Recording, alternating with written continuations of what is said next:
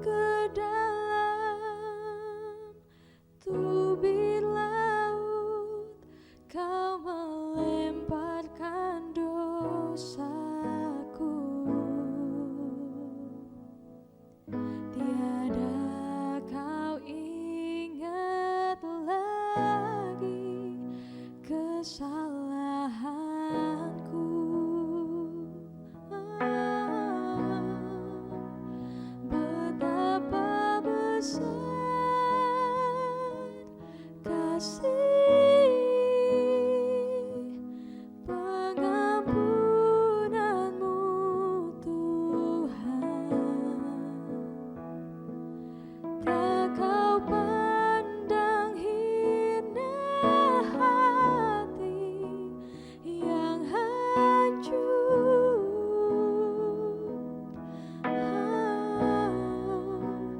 Ku berterima kasih kepadamu ya Tuhan. Pengampunan yang kau beri, pulihkanku pengampunanmu. Pengampunan yang kau beri, pulihkanku.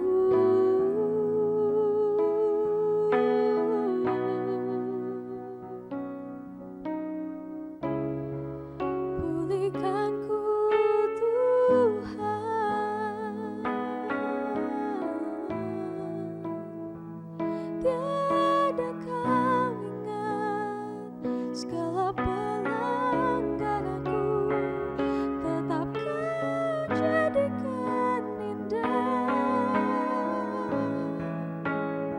Sungguh mulia, sungguh indah Allahku. Tiada yang seperti Engkau, Tuhan. Ajaib Engkau, Tuhan.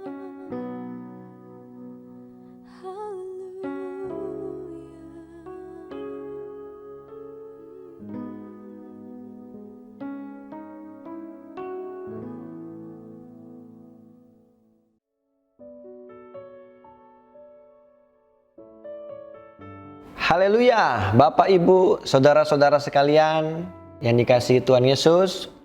Pada kesempatan kali ini kita akan sama-sama belajar tentang kerendahan hati. Kita buka bersama Efesus 4 ayat 2a. Hendaklah kamu selalu rendah hati, lemah lembut dan sabar. Ada kata selalu. Jadi orang yang hari ini rendah hati, belum tentu bulan depan, tahun depan dia masih tetap rendah hati. Contoh di Alkitab, Raja Saul. Waktu di awal Tuhan memanggil dia menjadi raja orang Israel lewat Nabi Samuel.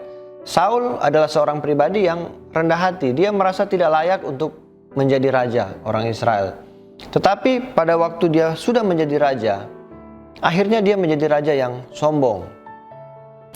Rendah hati berbicara bukan penampilan fisik atau yang nampak dari mata manusia, tetapi berbicara tentang sikap hati seseorang. Mengapa demikian? Contoh yang mudah seperti ini. Ada orang yang kadang tidak punya uang banyak, tetapi jauh lebih sombong daripada orang yang kaya. Atau mungkin juga, pernahkah saudara ketemu seorang manajer dari sebuah rumah makan, jauh lebih ramah daripada pegawainya. Mungkin juga di sebuah instansi, orang-orang yang berpangkat lebih tinggi itu terkadang mereka jauh lebih humble, lebih ramah terhadap mereka-mereka yang pangkatnya jauh lebih rendah. Jadi itu sebabnya mengapa kerendahan hati bukan berbicara dari penampilan fisik, tetapi sikap hati. Dan kerendahan hati ini tidak bisa dibuat-buat, karena berkaitan erat dengan hati. Kali ini kita akan coba sama-sama melihat apakah kita sudah tergolong orang yang rendah hati atau belum. Sederhana saja, tanda orang yang rendah hati. Yang pertama itu adalah mau menerima masukan dan selalu mau untuk belajar. Tidak pernah ada yang namanya teguran itu mengenakan bagi daging kita.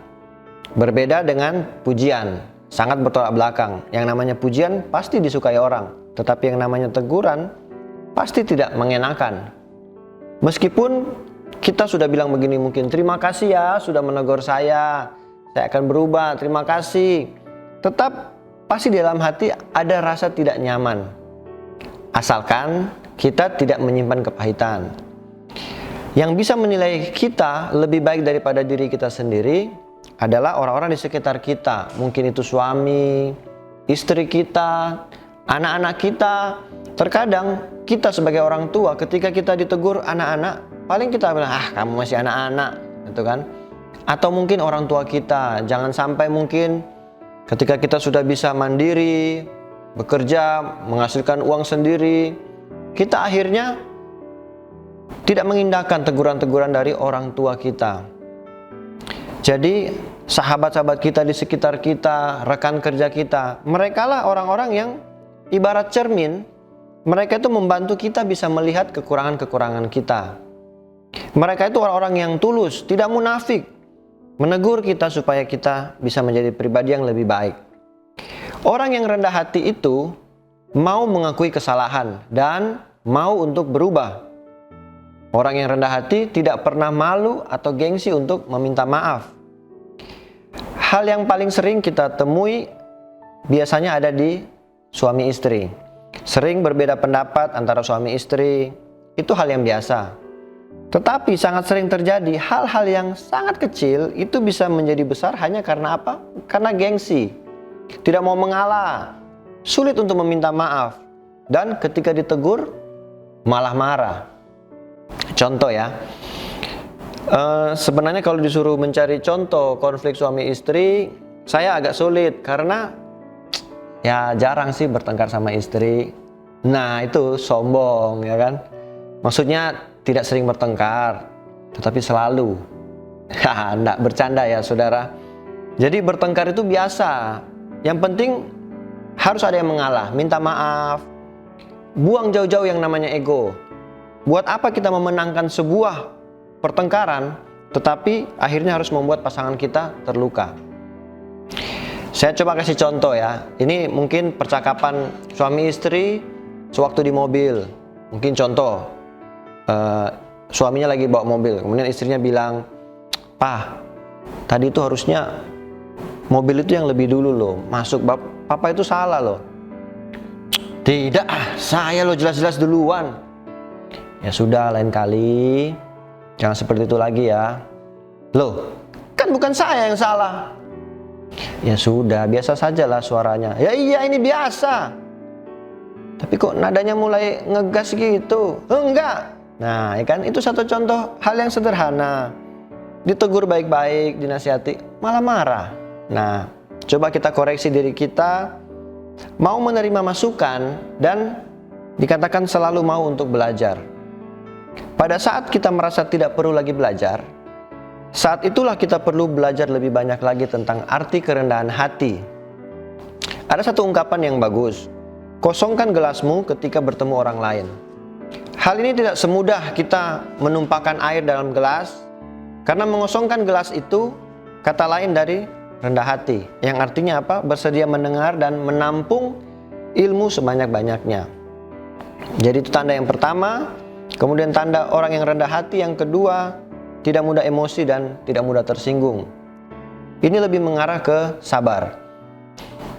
Orang yang dikatakan sabar belum tentu rendah hati, tetapi orang yang rendah hati pasti dominan akan lebih sabar. Ada beberapa kali saya lihat orang yang kelihatannya sabar, tetapi sebetulnya ada kesombongan dalam hatinya. Mungkin ketika dia dirugikan orang lain, dia hanya diam saja, tidak membalas. Kita beranggapan, wah orang ini luar biasa, sabar. Tetapi ternyata orang itu berkata, sampai kapanpun saya tidak akan pernah memaafkan dia. Atau mungkin dia berkata, tunggu pembalasan saya akan jauh lebih kejam. Ternyata hatinya sombong, tidak rendah hati. Mungkin ada orang yang kita kenal pas ketemu di jalan, terus mereka mungkin tidak menyapa kita. Terus mungkin kita langsung bereaksi, memangnya dia siapa, ya kan? Atau mungkin sering kita lihat orang berkata, memangnya kamu nggak tahu saya siapa? Nah, itu mudah tersinggung dan ada sikap arogan terhadap orang lain. Coba siapa saudara yang mungkin pernah susah tidur hanya karena tidak disapa oleh orang atau tidak dihormati oleh orang? Ada contoh di Alkitab, satu tokoh yang itu Haman. Semua pasti sudah tahu kisahnya. Jadi hanya karena Mordekai tidak mau tunduk dan taat pada Haman, dia tidak bisa terima. Alkitab menuliskan, maka sangat panaslah hati Haman, dan Haman merasa terlalu hina untuk membunuh Mordekai seorang diri.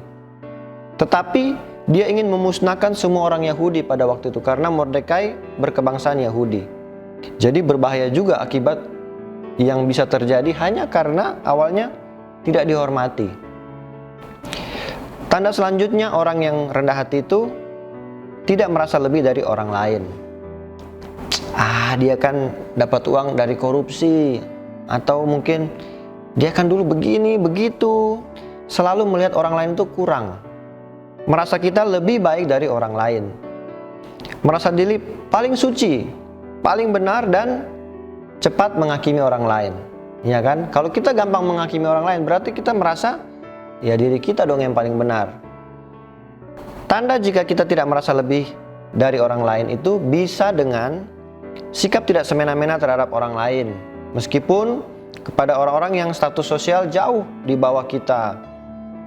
Tetap kita bisa bersikap ramah, apa adanya, tidak membeda-bedakan strata sosial maupun ekonomi. Karena ingat, semua manusia, kita semua sama di hadapan Tuhan.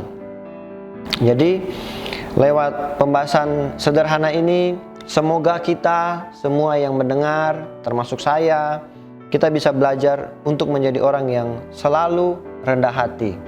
Amin untuk firman Tuhan. Mari kita berdoa.